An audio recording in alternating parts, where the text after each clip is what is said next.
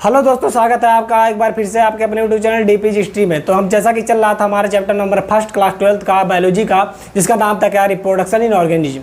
इसमें हम क्या पढ़ रहे थे, असेक्सुअल रिप्रोडक्शन के प्रकार के बारे में, मीन्स अलैंगिक जनन के प्रकार के बारे में पढ़ रहे थे। जिसमें मैंने लास्ट वीडियो में आपको बताया था क्या, जिसका नाम था क्या, फिजन। एक क्या है, एक अलैंगिक जनन का एक प्रकार है। ये कितने प्रकार का होता है, कैसे कैसे किन जीवों में पाया जाता है, सारी प्रक्रिया मैंने बता दिया अपने लास्ट वीडियो में। अगर आपने उस लेक्चर को नहीं देखा है तो जाकर हमारे यूट्यूब चैनल के प्लेलिस्ट में देख सकते हैं। तो आज हम पढ़ने वाले हैं क्या, असेक्सुअल रिप्रोडक्शन के एक नए प्रकार के बारे में, जिसका नाम क्या है, जिसका नाम मैंने यहाँ पे लिखा है क्या, बडिंग या मुकुलन। इसे इंग्लिश में क्या बोलते हैं, बडिंग बोलते हैं, हिंदी में क्या कहते हैं, मुकुलन कहते हैं। ठीक है ना। अब बडिंग क्या होता है, मुकुलन क्या होता है, इसके बारे में हम जानते हैं। अगर हम बात करें बडिंग या मुकुलन की, तो इसके हम समझते हैं क्या, इसके बारे में समझते हैं सबसे पहले। तो मुकुलन में क्या होता है, एक क्या होता है, जनक जीव होता है। क्या होता है, जनक जीव। मैंने क्या बोला, एक जनक जीव होता है, और इस जनक जीव के शरीर पर क्या होता है, निर्माण हो जाता है, उत्पत्ति हो जाता है किसका, एक मुकुल का। किसका निर्माण हो जाता है, एक मुकुल का। एक मुकुल का इसको क्या बोलते हैं, एक और नाम से जानते हैं, जिसे बोलते हैं क्या, कलिका। अब इसका इंग्लिश क्या होता है, तो इसका इंग्लिश में ही क्या कहते हैं, बड कहते हैं। मीन्स एक जीव में जो प्रोसेस हो रहा है, जिस प्रोसेस के जरिए एक नए जीव की उत्पत्ति कर रहा है, एक संतत जीव की उत्पत्ति जो जीव करता है, जनक जीव, उसी प्रोसेस के नाम पर क्या किया जाता है, उस प्रकार का, उस अलैंगिक जनन के प्रकार का नाम रख दिया गया है। जैसे कि इसमें बडिंग है, तो जाहिर सी बात है इसमें मुकुल का निर्माण होगा, किसके, जिस शरीर पर, एक जनक जीव के शरीर पर किसका निर्माण हो जाएगा, मुकुल का निर्माण हो जाएगा। और ये मुकुल क्या करता है, ये आगे मुकुल क्या करता है, वृद्धि करता है। क्या करता है, ये आगे मुकुल क्या करता है, वृद्धि करता है। किसके ऊपर वृद्धि करता है, ये वृद्धि करता है किसके ऊपर, जनक जीव के ऊपर। ठीक है ना। ये जो मुकुल है ये वृद्धि करता है किसके ऊपर, इस जनक जीव के शरीर पर क्या करता है, वृद्धि करता है।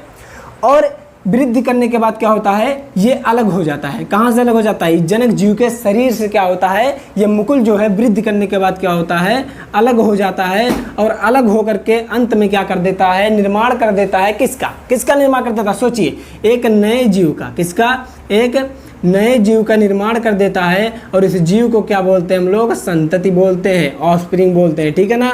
इसको क्या बोलते हैं, संतति बोलते हैं, ऑफस्प्रिंग बोलते हैं। इतना समझ में आया मैंने क्या बोला। इस मुकुलन के प्रोसेस में क्या होता है कि एक जनक जीव होता है, इस जनक जीव के शरीर पर किसका निर्माण हो जाता है, मुकुल का निर्माण हो जाता है, कलिका का निर्माण हो जाता है, जिसे इंग्लिश में क्या बोलते हैं, बड बोलते हैं।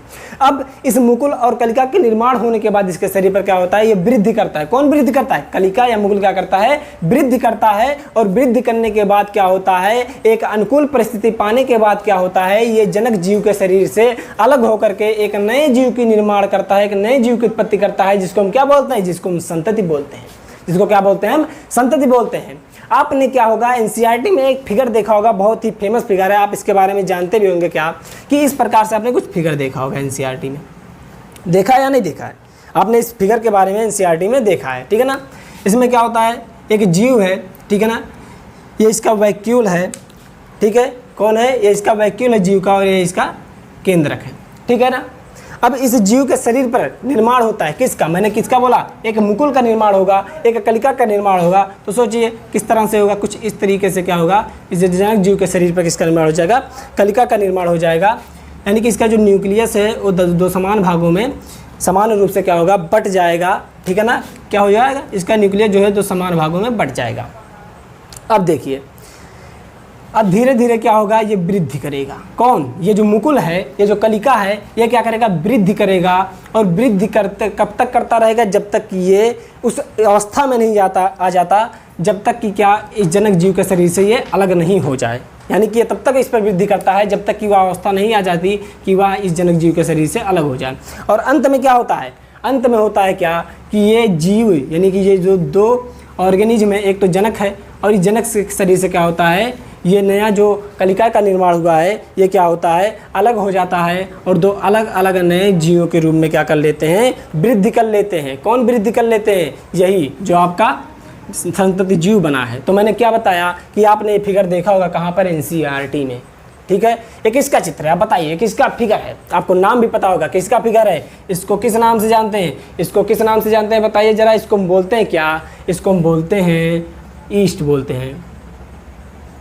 ठीक है ना। इसको क्या बोलते हैं, ईस्ट बोलते हैं। अब सोचिए ईस्ट क्या है। ठीक है, ये ईस्ट है क्या, आपने देखा है इसके फिगर के बारे में एनसीईआरटी में, बहुत फेमस तरीके से फिगर है। तो मैंने क्या बोला, ये ईस्ट का एक शरीर है, यानी कि ये जनक ईस्ट है। कौन है, ये जनक ईस्ट है। इसके बारे में याद रखिएगा, ये क्या है, जनक ईस्ट है।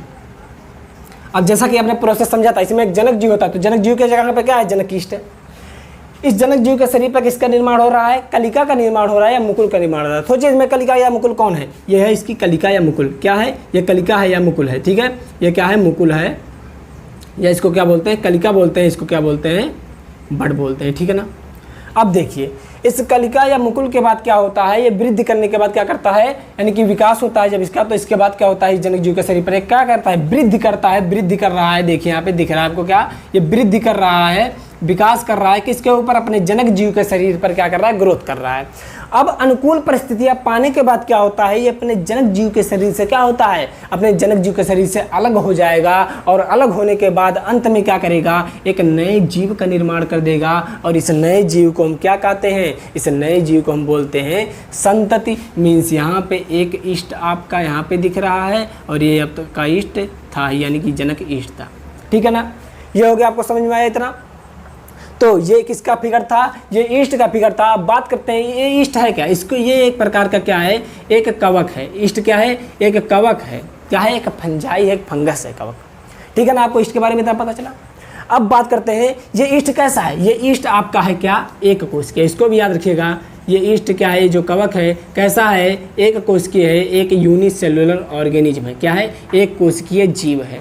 कौन, ये ईस्ट जो है आपका, ठीक है ना। अब देखिए कवक क्या होते हैं, बहुकोषीय हो गए, आप जानते हैं। लेकिन पूरे कवक जगत में, पूरे फंजाई जगत में बात करें तो कवक में ये जो ईस्ट है आपका, एकमात्र ऐसा कवक है, एकमात्र ऐसा फंगस है जो कैसा होता है, जो एक कोशिकीय होता है, जिसका पूरा बॉडी ऑर्गेनाइजेशन होता है, जो पूरा शारीरिक संगठन होता है केवल एक कोशिका में निहित होता है, जिसको मैंने क्या बताया, ये ईस्ट है। इस बारे में आप याद रखिएगा क्या, कि पूरे कवक जगत में केवल ईस्ट एकमात्र ऐसा कवक है जिसका शरीर की संगठन संरचना जो होती है एक कोश की होती है, मीन्स ये केवल एक कोश की होता है। बाकी के सारे ईस्ट जो हैं इस कवक जगत में जो आते हैं वो सबके सब क्या है, बहुकोशिकीय हैं, मल्टीसेलुलर हैं। तो आपने इतना समझा। अब इसके अलावा एग्जाम्पल के बारे में बात कर लेते हैं। इसका एग्जाम्पल था, याद रखिएगा, ये जो ईस्ट है किसका एग्जाम्पल है, इस मुकुलन का या बडिंग का, ठीक है ना। इसके अलावा एग्जाम्पल के बारे में बात करते हैं तो एक एग्जाम्पल और आप याद रख सकते हैं क्या, इस एग्जाम्पल का याद रखिएगा, इसको बोलते हैं क्या, हाइड्रा। क्या बोलते हैं, हाइड्रा, ठीक है ना। इसको भी आप याद रखिएगा। हाइड्रा क्या होता है, कुछ इसी प्रकार का प्रोसेस हाइड्रा में भी होता है। हाइड्रा का चित्र आप लोग जानते होंगे, कुछ इस प्रकार से हाइड्रा का फिगर होता है, आपने देखा भी होगा इसके बारे में, क्लास 11th में तो आपने देखा ही होगा इसके बारे में, ठीक है ना। कहीं पर आप देखे हो या ना देखे हो, क्लास 11th में आपने इस हाइड्रा के बारे में देखा होगा। तो इस प्रकार से हाइड्रा होता है जिसके शरीर से क्या होता है, इस कलिका का निर्माण होता है, और अंत में क्या होता है, ये अलग होकर के, कौन, ये जो कलिका बनी है, ये जो कलिका का निर्माण हुआ है, कलिका जो है वो अलग होकर के दो अलग अलग नए जीवों का निर्माण कर देती है, दो अलग अलग नए हाइड्रास का क्या कर देती है, निर्माण कर देती है। तो आशा करता हूँ मुकुलन आपको अच्छी तरीके से समझ में होगा। एक बार फिर से चलिए जल्दी से देखते हैं मैंने क्या क्या बताया इस मुकुलन में या इस बडिंग में। मैंने बोला कि एक जनक जीव होगा, क्या होगा, एक जनक जीव होगा। उस जनक जीव के शरीर पर किसका निर्माण हो जाएगा, एक मुकुल या कलिका का निर्माण हो जाएगा, एक बड का क्या हो जाए, निर्माण हो जाएगा। और वह बड क्या करेगा, वृद्धि करेगा। कहाँ वृद्धि करता है, उस जनक के शरीर पर वृद्धि करता है। और वृद्धि करने के बाद एक अनुकूल परिस्थिति आने पर वह जनक जीव के शरीर से अलग हो जाएगा, और अलग होकर के एक नए संतति जीव का क्या कर देगा, निर्माण कर देगा, ठीक है ना। मैंने एग्जाम्पल क्या बताया, मैंने पहला एग्जाम्पल बताया, इसमें हाइड्रा बताया जो कि एक कोशिकीय जीव है। और कैसा जीव है, एक प्रकार का एक कवक है, एक प्रकार का एक फंगस है, ठीक है ना। और इसके बारे में मैंने एक चीज़ और बताया कि ये पूरे कवक जगत में एकमात्र ऐसा कवक है जो एक कोशिकीय है, बाकी के सारे कवक कैसे होते हैं, बहुकोशिकीय होते हैं, मल्टीसेलुलर होते हैं। इसके अलावा मैंने एक एग्जाम्पल और आपको बताया है, क्या, ये भी एक एग्जाम्पल है आपका क्या, इस मुकुलन का, इस बडिंग का, जिसका नाम क्या है, हाइड्रा। यानी कि हाइड्रा भी एक ऐसा जीव होता है जिसमें क्या पाया जाता है, जिसमें बडिंग पाया जाता है, जिसमें मुकुलन पाया जाता है। इसका भी शरीर पर क्या होता है, मुकुल का निर्माण होता है। मुकुल अंत में अलग होकर के एक नए जीव का निर्माण कर देता है, एक नए हाइड्रा का निर्माण कर देता है। तो आपको ये वीडियो अच्छी तरीके से, इस वीडियो में आपने समझ लिया होगा क्या, कि बडिंग क्या होता है, मुकुलन क्या होता है, ठीक है ना। अगर आपने इससे पहले का वीडियो नहीं देखा है तो आप जाकर उसको प्ले स्टोर में देख सकते हैं। मैं इसको हर बार इसलिए बताता हूँ क्योंकि आपको जब चीज़ें शुरू से देखेंगे तो आपको बेहतर तरीके से चीज़ें समझ में आएंगी, ठीक है ना। तो उसको जाकर प्ले स्टोर में देखिए और इसको भी आप देखते ही रहिए, ठीक है ना। तो आपको कैसा लगा वीडियो कमेंट बॉक्स में जरूर बताइएगा। वीडियो अच्छा लगा तो लाइक कीजिए, चैनल पर नए हो तो सब्सक्राइब कीजिए, और बाकी का तो आप जानते हैं क्या करना है आपको, ठीक है ना। तो आज के लिए बस इतना ही, फिर मिलेंगे अगले लेक्चर में एक नए टॉपिक के साथ। अलैंगिक जनन के एक नए प्रकार के बारे में हम पढ़ेंगे, ठीक है। तब तक के लिए goodbye, tata, see you tomorrow.